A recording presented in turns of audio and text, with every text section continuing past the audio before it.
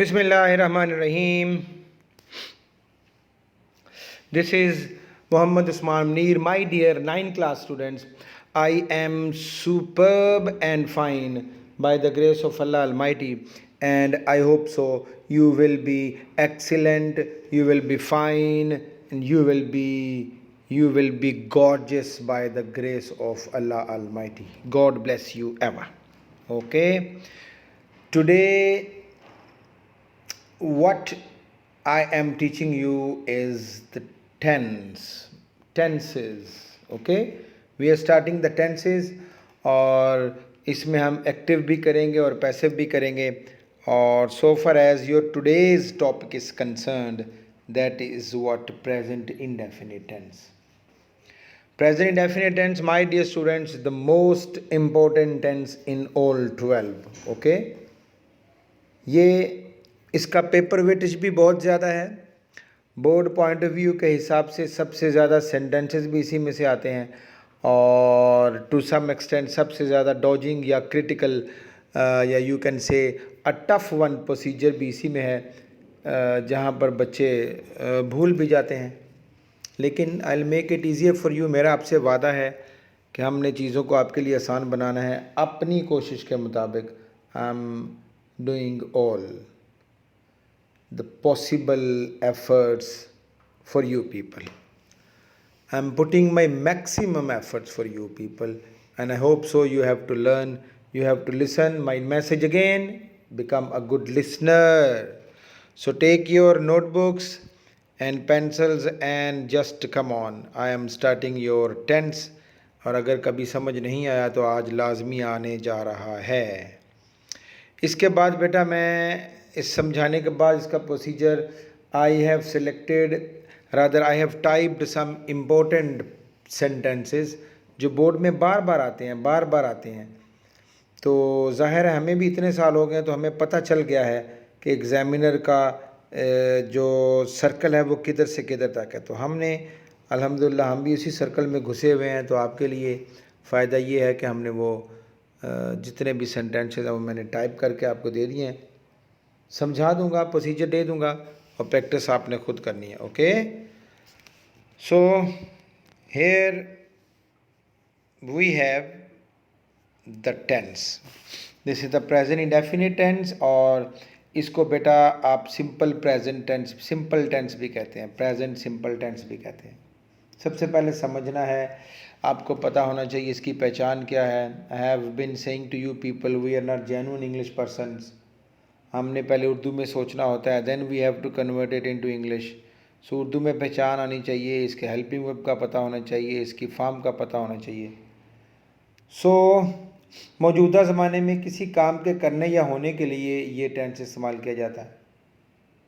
फिर से कहता हूँ, मौजूदा ज़माने में किसी काम के करने या होने के लिए ये टेंस इस्तेमाल किया जाता है. अब सबसे पहले तो आपको इसका पता होना चाहिए बेटे इसकी पहचान क्या है. तो उर्दू फ़िक्रात के आखिर में ता है, ती है, ता हूँ, ते हैं, ये सब इसकी पहचान है. मैं काम करता हूँ, हम खाना खाते हैं, क्या तुम गाड़ी चलाते हो, वो मैच नहीं खेलती है. ओके, ता है, ती है, ते हैं, ता हूँ, एट्सेट्रा एट्सेट्रा. तो फिर पहला मरहला, जब पहला स्टेप ख़त्म हुआ तो हमें पता चल गया कि ये प्रेजेंट इंडेफिनिट है. तो फिर आगे हमने बच्चों इसका प्रोसीजर लेना है. ठीक, अब देखें, अगर फ़ाइल ही, शी, इट या वाहिद इसम यानी सिंगुलर नाउन हो तो उसको जो आपने बनाना है तो उसका तरीका ये है कि सबसे पहले आपका सब्जेक्ट आ जाएगा ही, शी, इट या सिंगुलर नाउन. फिर आप first form of the verb लगाएंगे और उसके साथ SEIS का इजाफा लगाएंगे. This is the point I want to explain over here. ये है असल वो चीज़, ये सारा मैंने लिख दिया आपके लिए. और जब इसी का नेगेटिव बनाना हो तो सबसे पहले आप सब्जेक्ट लेकर आओगे ही, शी, इट या सिंगुलर नाउन, फिर डज नॉट लगाओगे, फिर first form of the verb हो जाएगा. ये जो SEIS का इजाफा है बेटा, this should be only in simple sentences. Negative और इंटरोगेटिव में सिर्फ फर्स्ट फॉर्म ही लगती है. ओके, और फिर जब अगर आपका सब्जेक्ट ही, शी, इट है या एनी सिंगुलर यानी वाहिद इसम एनी सिंगुलर नाउन है तो इसका इंटरोगेटिव किससे बनाना है. इसके लिए डज़ को शुरू में ले आएंगे, और फिर आपका सब्जेक्ट आ जाएगा ही शी इट या एनी सिंगुलर नाउन, और फिर आपकी फर्स्ट फॉर्म आएगी एंड साइन ऑफ इंटरोगेशन आएगा। ये तो था इसका फेज़ नंबर 1, जिसमें ही शी इट सब्जेक्ट था और सिंगुलर नाउन था, उसके साथ क्या तरीका था। अब इसका फेज़ नंबर 2 है बेटा, अगर आपका subject I we you they है या जमा इसम है यानी प्लूरल नाउन है, तो फिर उसके लिए सिंपल सेंटेंसेस किस तरह बनाने हैं। आई वी यू दे सबसे पहले आ जाएगा और प्लूरल नाउन एनी को प्लूरल नाउन, और फिर आपने first form of the verb लगानी है, that's it. Okay, first form of the verb, no addition of S E I S. किसकी बात कर रहा हूँ, अगर आपका subject I we you they या एनी प्लूरल नाउन है। फिर बेटा इनको इसी का जब नेगेटिव बनाना हो, अगर आपका subject I we you they हो या एनी प्लूरल नाउन हो, तो इसी का नेगेटिव बनाना हो तो आपने सबसे पहले सब्जेक्ट को ले आना है, आई वी यू दे और एनी प्लूरल नाउन, फिर डू नॉट लगाएंगे और फिर फर्स्ट फॉर्म। ठीक हो गया। और फिर जब यही आपका subject I we you they यानी प्लूरल नाउन हो और आप इसका इंटरोगेटिव बनाना चाहो, तो डू को शुरू में ले आओगे, फिर आई वी यू दे या एनी प्लूरल नाउन, फिर फर्स्ट फॉर्म, फिर first form of the verb और साइन ऑफ इंटरोगेशन। सो बाज़ का इस तरह होता है कि नेगेटिव इंटरोगेटिव इकट्ठे आ जाते हैं, तो उसमें वही तरीका आपने रखना है, डू को शुरू में ले आएंगे और आई वी यू दे या प्लूरल नाउन लग जाएगा, फिर इसके बाद नॉट लग जाएगा। यही ओनली चेंज है, सब्जेक्ट के बाद नॉट लगा देना है और फिर आपने first form of the verb लगानी है और साइन ऑफ इंटरोगेशन लगाना है। ओके, अगर फाइल ही शी इट है या सिंगुलर नाउन है तो वर्ब की पहली फॉर्म के साथ एस ई आई एस लगेगा, और अगर फाइल आई वी यू दे है या एनी प्लूरल नाउन है तो उसके साथ फर्स्ट फॉर्म तो लगेगी लेकिन एस ई आई एस का इजाफा नहीं होगा। ओके, अब अ क्वेश्चन ओवर हेयर कि एस कहाँ लगेगा और ई एस कहाँ लगेगा। अब ये एक बहुत बड़ा सवाल है जो आपने ज़हन में रखना है। सबसे नीचे मैंने लिख भी दिया है, एस कहाँ लगना है बेटा, जब पहली फॉर्म का इख्तिताम ओ पर हो, सी एच पर हो, एस एच पे हो, डबल एस पे हो, तो इनके साथ ई एस का इजाफा करें। जब पहली फॉर्म का इख्तिताम O, C H, S H, double S पर हो तो ई एस का इजाफा करें। जिसका गो है आखिर पे ओ आ गया तो गोज़ लगेगा। जिसका सर्च है S E A R C H, search आखिर पे सी एच आ गया है, first form of the verb आखिर पे सी एच आ गया है तो ई एस लगेगा। जिस तरह वॉश है आखिर पे एस एच आ गया है तो ई एस लगेगा। ठीक है, आगे बात समझ। जिस तरह पास है पी ए डबल एस पास, आखिर पे डबल एस आ गया है तो ई एस लगेगा। और अगर पहली फॉर्म के आखिर पर ये वाले अल्फाज जो मैंने अभी आपको बताए हैं, ओ है, सी एच है, एस एच है और डबल एस है, ये ना हो तो एस लगेगा, फिर एस लगेगा।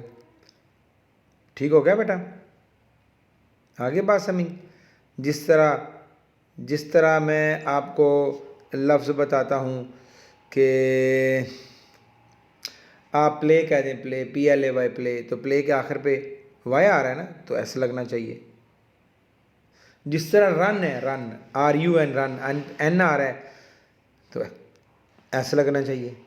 ओके, तो ये तमाम बातें जो थी, these were the technical things, मैंने आपको समझा दी कि सिंगुलर नाउन के साथ क्या लगेगा, प्लूरल नाउन के साथ क्या लगेगा, और I have written all this for you as well. I hope so कि आपको इनकी समझ आई होगी। अब मैंने कुछ सेंटेंसेस इकट्ठे किए हैं।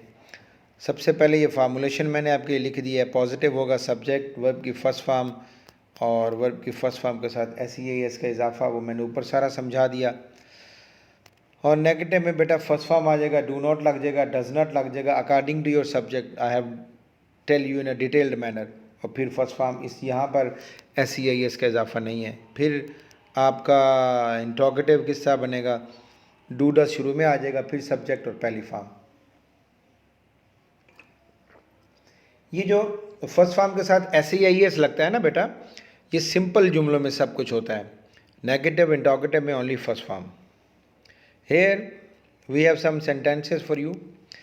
अच्छा, बताना ये है कि these are the sentences most important for the board examination point of view. There paper weightage is absolute 80 to 90%, and this is my selection and I am proud of my selection. अल्हम्दुलिल्लाह कि इसमें से हर साल जुमले board में आते हैं। So don't take it easy, these are the assignments I have gathered for you people with so much hard work. Okay, इसके पीछे एक वर्क होता है और वर्क करने के बाद हम ये सब कुछ सोच समझ के ये वीडियो लेक्चर्स देते हैं। कोई जुमला पढ़ लें, नसीमा हमेशा सच बोलती है, Nasima always speaks the truth. देखो नसीमा आ गया, सिंगुलर नाउन, तो स्पीक के साथ SEAS का इजाफा हो गया, और के एंड पे आ रहा है लिहाजा एस लगेगा, और जिनके आखिर पे ES लगना है मैंने लफ्ज़ बताए हैं, CH है, SH है, S है, डबल S है, O है।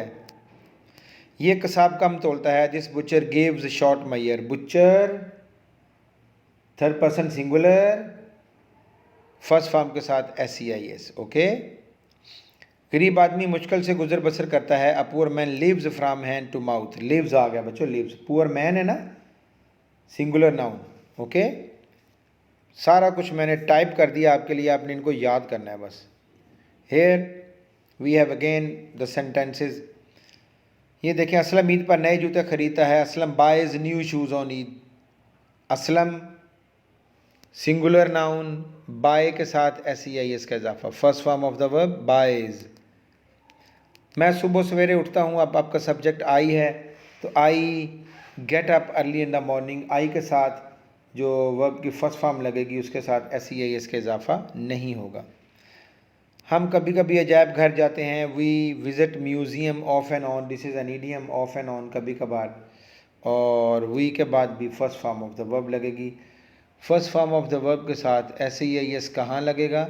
जब आपका सब्जेक्ट ही शीट होगा और एनी सिंगुलर नाउन होगा। ओके, बाकी जुमले आपने खुद पढ़ लेना। आखिरी देख लें, मुर्गियाँ सारा साल अंडे देती हैं। हैंड्स आ गया, प्लूरल नाउन है, no addition of SEIS, only first form. Hens lay eggs round the year, सारा साल। ये देखें, कुछ और सेंटेंसेस आपकी स्क्रीन पे आ रहे हैं। वो चीनी का कारोबार करते हैं, दे डील इन शुगर, दे आ गया, दे चूँकि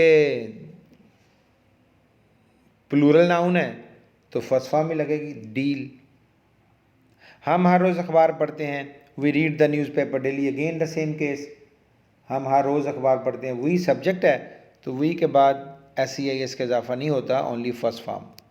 वो गुनाह पर नहीं पछताता है, नेगेटिव है बच्चों, नेगेटिव आ जाएगा तो ही के बाद डज नॉट लगता है, आपको बताया, he does not repent of sin. तो जब नेगेटिव बनाएंगे, जब इंटरोगेटिव बनाएंगे, SEIS का इजाफा ख़त्म हो जाएगा, इटसेल्फ ओनली फर्स्ट फॉर्म।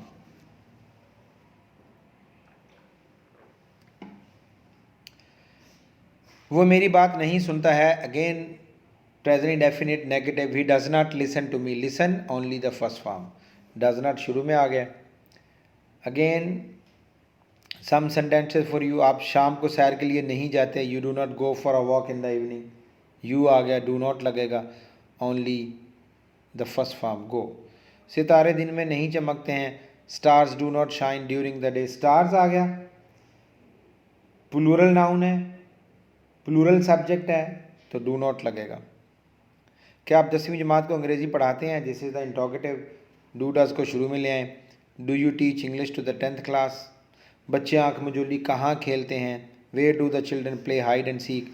सारे के सारे जुमले board of point of view के हिसाब से बहुत बहुत इनका पेपर वेटेज ज़्यादा है और आपने ये करने हैं। मैंने प्रोसीजर क्या हर चीज़ आपको क्लियर कर दी है। मुर्गा बजान देता है। अब ये क्वेश्चन वर्ड जब आ जाएँ तो सबसे पहले क्वेश्चन वर्ड होने चाहिए व्हेन, और फिर इनके बाद फौरी बाद हेल्पिंग वर्ब, और हेल्पिंग वर्ब होगा आपके सब्जेक्ट के मुताबिक। चूँकि मुर्गा है सिंगुलर नाउन है तो आपका हेल्पिंग वर्ब भी डज होना चाहिए। When does the cock crow? Okay, और बाकी जो मुझसे नहीं पढ़े गए मैंने लिख दिए हैं आपके लिए, आपको प्रोसीजर बता दिया है। होम असाइनमेंट में बेटा आपने इन सब को लिखना है। टेंसेस लिख कर याद करने से ही आते हैं। पहले आपने लिखना है, इनको रटा नहीं मारना। You have to get there vocabulary, you have to get there procedure, and you have to be mentally alert. फिर लिखना है, फिर लिखना है, तो आप देखिएगा लिखने की करामत क्या होती है. You will learn them automatically. No need to be crammed. Do not cram and mug up the material. Be a creative and innovative personalities. Thank you very much in the end for being with me. That was all from your present lecture, present indefinite tense. I hope so कि you have learned this और आपको इसकी समझ भी आई होगी और आपने इसको लिखना भी है. ठीक है जी बेटे.